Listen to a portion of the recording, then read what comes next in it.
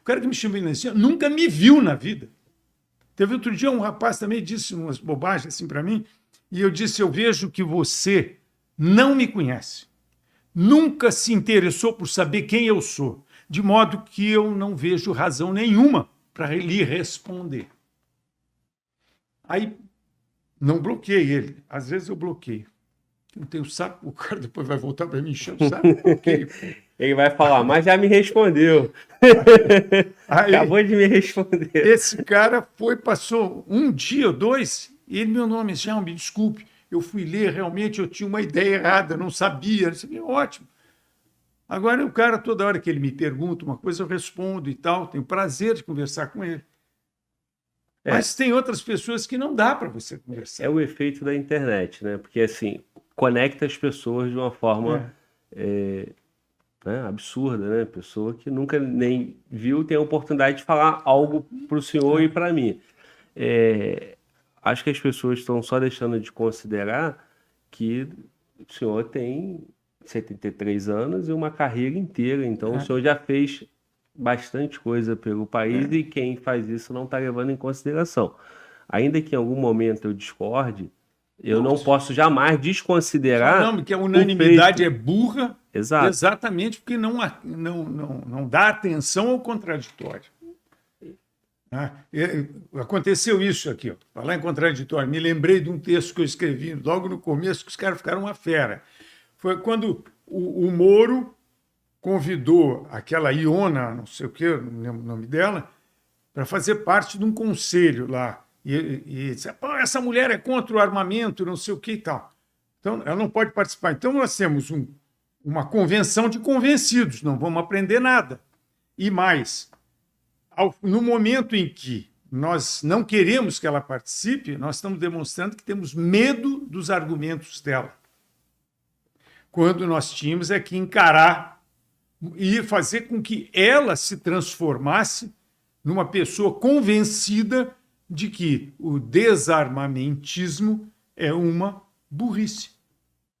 Então, não bota ela aqui porque ela é desarmamentista. Pô, então nós não vamos convencer nunca. E o fato de não queremos ela aqui significa que nós temos medo dela. Depois contra nós. Ficou todo mundo uma fera. Todo mundo. É um absurdo esse general quer botar essa mulher lá. Qual é o problema da mulher? Vamos ganhar da mulher. Assim como eu vi um cara que disse: ai, é um absurdo. Tem um vietnamita, um cadete do Vietnã na academia militar. Eu disse: qual é o problema? De repente, esse vietnamita vai mudar a cabeça dos militares brasileiros, jovem vietnamita. Quando é muito mais fácil ele voltar para o Vietnã, liberal, capitalista, pensando como nós. Como é que nós vamos partir do princípio que deve um garoto do Vietnã fazer o curso da academia militar e deixar aqui um vírus, o vírus do comunismo dentro da academia? Então você não conhece o seu exército, não conhece as suas forças armadas e não tem autoconfiança. Você é um covarde. Não tem confiança nas suas convicções. Por isso, não quer encarar ninguém. Covarde. O senhor disse aí numa autocrítica que errou em algum momento, né? Que a sua geração errou. De alguma forma, né? Foi o que o senhor deixou com toda a sinceridade aí pra gente. Da mesma forma, se a gente for fazer uma extensão, a esquerda, desde 85 para frente, a esquerda, né, não só voltou, os mesmos atores, né, que saíram de cena em algum momento, eles voltaram, estruturaram tudo e transformou uma sociedade inteira. Isso aí se estende para esse período, aonde essa direita, esse patriotismo, esse nacionalismo dos militares foi fundamental para que hoje, em 2022, a ausência desse, né, melhor, né, a ausência da forma como foi expurgado os militares da política após 85, influenciou para a gente estar em 2022 só com uma política totalmente... Os atores políticos são de esquerda, né? E uma sociedade toda...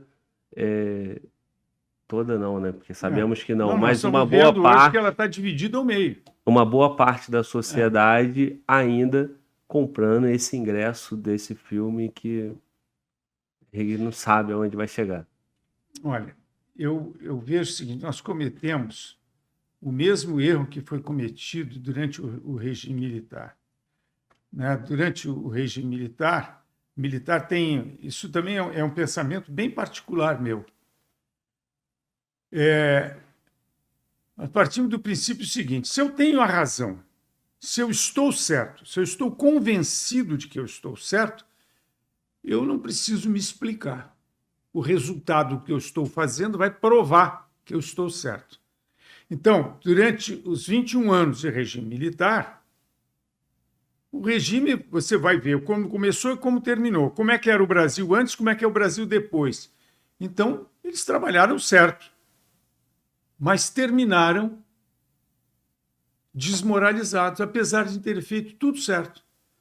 Tanto é que, na primeira eleição, a esquerda toda voltou. Então, houve um erro, e o erro foi de comunicação social. Eu não vou dizer que por falta de humildade, né? Porque não é isso. No final passa a ser, porque não preciso explicar se está dando certo, vocês vão ver o resultado. Porém, a gente tem que mostrar de fato o resultado para que a sociedade enxergue. Você tem que mostrar para o cidadão as coisas. E aí, como saíram